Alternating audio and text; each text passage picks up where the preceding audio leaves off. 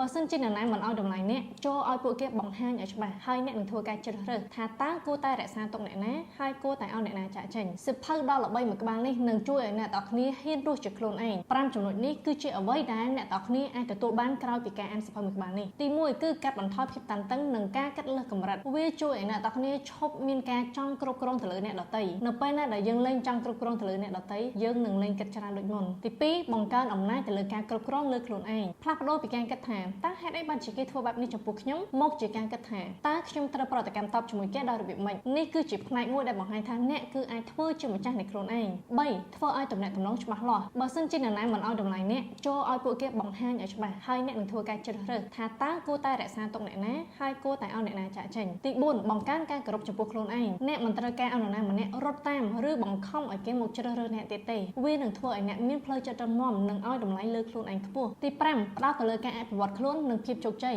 ជំនួសឲ្យការចំណាយថាមពលទៅលើការគ្រប់គ្រងទៅលើអ្នកដទៃនោះយកពេលវេលានឹងមកដុសខាត់ខ្លួនឯងឲ្យខ្លួនឯងកាន់តែពូកែរីកចម្រើនខំធ្វើការហើយឆ្ពោះទៅកាន់គោលដៅរបស់យើងសរុបឲ្យខ្លីទៅសៀវភៅនេះជួយឲ្យអ្នកទាំងគ្នាស្ងប់ស្ងាត់ជាងមុនមិនសូវនិយាយច្រើនយល់កាន់តែច្បាស់មានអំណាចផ្លូវចិត្តនិងរីកចម្រើនបន្ថែមទៀតដោយការឈប់ព្យាយាមគ្រប់គ្រងទៅលើអ្នកដទៃសៀវភៅនេះសរសេរឡើងជាភាសាអង់គ្លេសអញ្ចឹងបើសិនជាអ្នកទាំងគ្នាចង់អានជាភាសាខ្មែរអ្នកទាំងគ្នាអាចជ្រើសរើសសៀវភៅពីរក្បាលនេះយកទៅអានបានគឺរស់ជាខ្លួនឯងនិងអង្អាចស្វែងរកសៀវភៅទាំងអស់នេះបាននៅហាងសៀវភៅ Cleo ដែលមានទីតាំងនៅខាងក្រោយ Eon 2 បរិយា 10 Milan 40 ច្រកទី2ឬអ្នកទាំងគ្នាអាចតាក់ទងទិញបានតាម page Cleo Cafe និងហាងសៀវភៅដែលមានសេវាកម្មដឹកជញ្ជូនទូទាំងប្រទេសក្នុងតម្លៃសមរម្យវីដេអូនេះផងដែរនាំមកជូនដោយ Kinora brand សម្លៀកបំពាក់កូនខ្មែរដែលផ្ដោតទៅលើគុណភាពនិងប្រណិតភាពបើពាក់ខោអាវ brand ហេតុអីបានជាមិនពាក់ខោអាវ brand ខ្មែរ